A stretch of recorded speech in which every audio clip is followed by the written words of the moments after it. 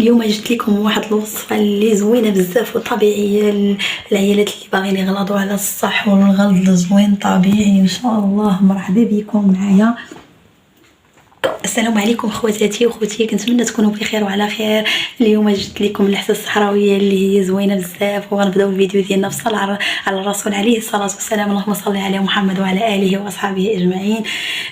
تبعوا معايا الفيديو من الاول حتى الاخر باش تشوفوا المكونات اللي هما زوينين بزاف وطبيعيين وما تخافوش منهم، ما عندهم حتى شي اضرار.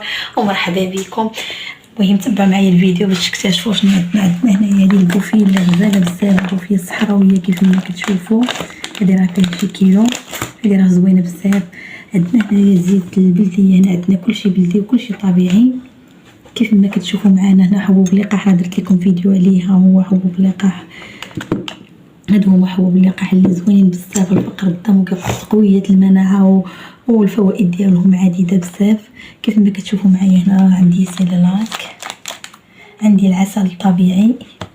المهم غادي نزيد منه من بعد ما غنمشي نطحن ان شاء الله هذا الشيء، لانه ما كافينيش، فغادي ندير داكشي طبيعي وزوين بزاف كيف ما كتشوفوا.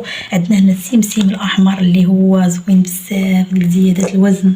عندنا الزبيب كيقولوا العنب المجفف، هذا طالع النخل، هذا راه زوين بزاف الفوائد ديالو.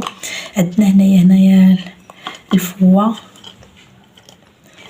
وهذا عندنا الضبغ، عرق السوس.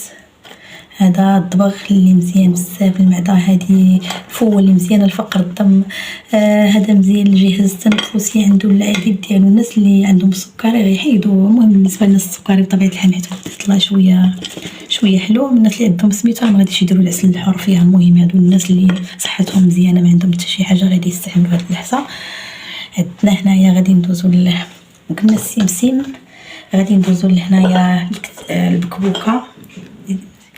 هنا عندنا البكبوكه، هنا عندنا الكتيره كيف ما كتشوفوا. هنا عندنا الشوفان، عندنا الصوجا، عندنا اللوز، اللان، الحلبه، زريعه الكتان، حب العزيز اللي هو زوين بزاف حتى هو الفقر الدم. هاد كلهم زوينين. هاد حب العزيز راه خطير بزاف في الغلط، راه غير بوحدو تبارك الله راه غزال، ولكن اللي جمعتي هاد المكونات ما نعاودش لك غتولي الحبيبه. عندنا هنايا النافع وحبه حلاوه. من بعد ما لقيناهم داكشي عندنا هنايا شويه ديال العدس البلديه، العدس الحمراء البلديه.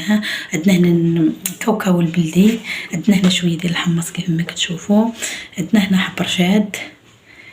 عندنا هنايا مشات ليا الكرويه الاضافيه اللي بغى يزيدها ما بغاش يزيدها. المهم راه نسيت واحد الحاجه ما حطيتهاش، ما عرفت فين درتها. المهم تنعاود نصورها لكم اللي هي ما حطيتهاش مع هادشي لان